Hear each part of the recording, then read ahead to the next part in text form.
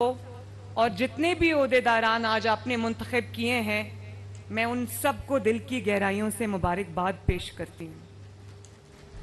और सबसे जो बड़ी मुबारक है वो मैं पंडाल में बैठे हुए एक एक जनरल काउंसिल के मेंबर को पेश करती हूँ। हम सारे जो ये MNAs बैठे हैं, MPAs बैठे हैं, टिकट होल्डर्स बैठे हैं, जमात के सदूर बैठे हैं और जो कारकुनान पीछे बैठे हैं, अगर आपने चट्टान की तरह जमात का इन मुश्किलात के बावजूद साथ ना दिया होता तो जमात आज इधर खड़ी ना होती। और इसके साथ मैं दिल की गहराइयों से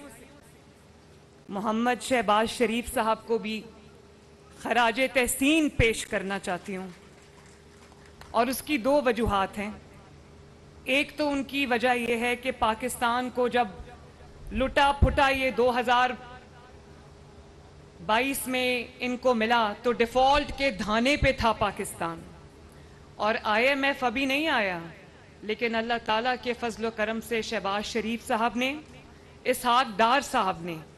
इन मुश्किल तरीन मुआशी हालात के बावजूद पाकिस्तान को चलाकर दिखाया और डिफ़ॉल्ट से दूर रखा। इतने मुश्किल हालात में जहां महंगाई हो, जहां लाकानूनियत हो, जहां पॉलिटिकल अनसर्टेनिटी हो और जहां कोalition को चलाना हो,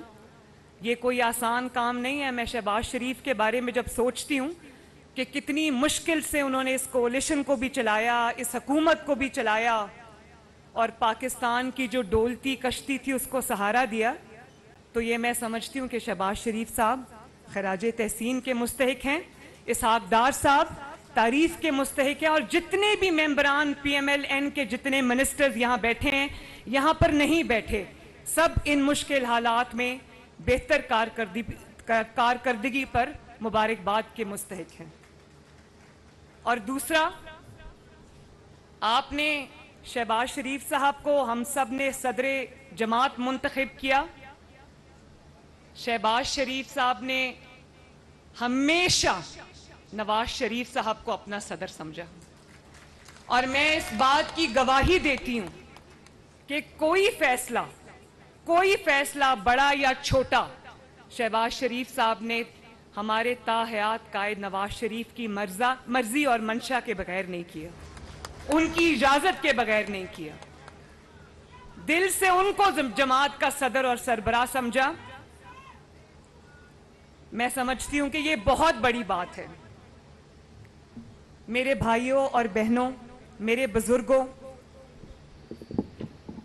मुस्लिम लीग नून को ये शर्फ हासिल है कि मुस्लिम लीग नून कायदे आज़म की जमात है, पाकिस्तान बनाने वाली जमात है। कायदे आज़म ने सिर्फ तारीख नहीं बदली बल्कि जोग्राफिया भी सब कॉन्टिनेंट का बदला, पाकिस्तान वजूद में आया। और आपको इस बात का फ़ख्र होना चाहिए कि कायद के असूलों को जिस जमात ने किसी न किसी शक्ल में जिंदा रखा वो आपकी जमात पाकिस्तान मुस्लिम लीग नून है। और ये बात हमें नहीं भूलनी चाहिए कि पाकिस्तान मुस्लिम लीग नून और आप सब, ये जो जमात है ये कायद की विरासत की अमीन है, और इंशाअल्लाह ताला ना इस विरासत को ना सिर्फ ये कि हम जिंदा रखेंगे बल्कि आगे बढ़ाएंगे और पाकिस्तान को तरक्की की मनाजिल तक लेकर जाएंगे इंशाअल्लाह। और नवाज शरीफ साहब को ये एजाज़ हासिल है, मेरे भाइयों बहनों बुजुर्गों, कि नवाज शरीफ साहब ने जिस जमात को कायद के जाने के बाद, कायदे आज़म मोहम्मद अली जना के जाने के बाद, जो जमात कभी सरकारी जमात बन गई थी जिसको किंग्स पार्टी कहा जाता था, उसको ड्राइंग रूम से निकालकर नवाज शरीफ ने अवामी जमात बनाया। और जब भी नवाज शरीफ साहब को मौका मिला, 3 दफा मिला, बेशक आधा अधूरा मिला, लेकिन नवाज शरीफ साहब ने अनथक मेहनत के साथ पाकिस्तान को तरक्की की राह पे गामजन किया। और हम बड़े फख्र से ये बात कह सकते हैं कि नवाज शरीफ साहब ने जो कॉन्सेप्ट पाकिस्तान में इंट्रोड्यूस कराए, चाहे वो एशियन टाइगर का कॉन्सेप्ट हो, चाहे वो चाइना पाकिस्तान इकोनॉमिक कॉरिडोर का कॉन्सेप्ट हो, चाहे दुनिया का बेहतरीन इंफ्रास्ट्रक्चर पाकिस्तान में लाने का कॉन्सेप्ट हो, मोटरवेज का कॉन्सेप्ट हो, हाईवेज का कॉन्सेप्ट हो, कोई भी जो कॉन्सेप्ट है वो सब जदीद पाकिस्तान का जो मेमार है उसका नाम है मोहम्मद नवाज शरीफ। हर मंसूबे पर जो भी मंसूबा खैबर पख्तूनख्वा से आज़ाद कश्मीर तक, आज़ाद कश्मीर से गिलगित बल्तिस्तान तक, कोई मंसूबा तरक्की का उठाकर देख लें, उस पर पाकिस्तान मुस्लिम लीग नून और नवाज शरीफ की मोहर होगी। और मैं ये बात बरमला कहती हूँ और यकीन से कहती हूँ और आजिज़ी के साथ कहती हूँ कि